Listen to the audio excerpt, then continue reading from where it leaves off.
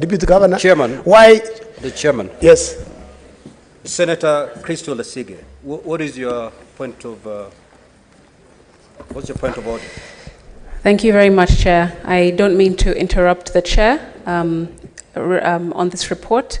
However, Mr. Speaker, there is an issue that I am getting increasingly frustrated with in this House, and I thought that this is an opportunity for me to voice that issue. Mr. Speaker, this is not the first time, it's not the second time, not the third or fourth or fifth time that I have brought it to this House and through the clerk's office that documents need to be made accessible to persons with disabilities, specifically those with visual impairment like myself. Mr. Speaker, you began this resumption by saying that you trust that all senators have been furnished with the report in the 30-minute adjournment. However, Mr. Speaker, nobody has furnished me with this report, so it's becoming hard for me to continue to follow this proceeding. Mr. Speaker, as you know, persons with disabilities need, according to our Constitution, to be included, Mr. Speaker. It's not something that I'm requesting as a visually impaired person. It's something that is in our Constitution. Reasonable accommodation must be made for persons with disabilities so that we can be able to participate fully and meaningfully in all areas, Mr. Speaker. I have gone through this personally with the clerk, other senators as well in this House, maybe not with you specifically, Mr. Speaker, but I'm going to do this now because I cannot follow this proceeding. And other senators or somebody might argue that, oh, but you're normally a senator, so you won't really be voting in this proceeding anyway, so it's not that important. However, I will strongly refute that by saying that I do deserve to be able to participate in this proceeding.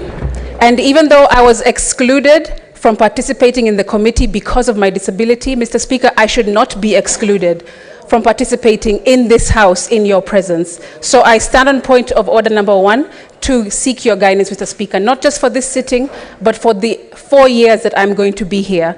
Because if I continue to be excluded, that will, in front of you and Mr. Speaker, with your knowledge, then I find that to be quite egregious, and I seek your guidance. I thank you.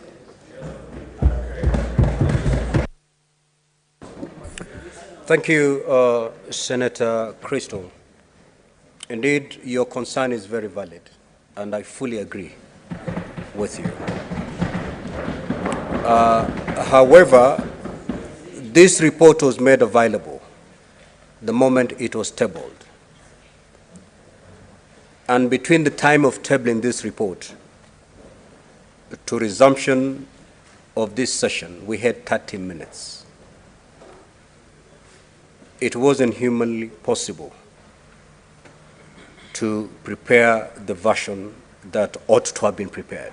Maybe at the committee stage, as they were preparing this report, they ought to have known, because Senator Asige has not just walked into this chamber today. So committees, you have to be sensitive and alive to the constitutional provisions. We have members that we need to accord them due opportunity to take part in our proceedings. And today, Senator Asige has been reduced to a spectator.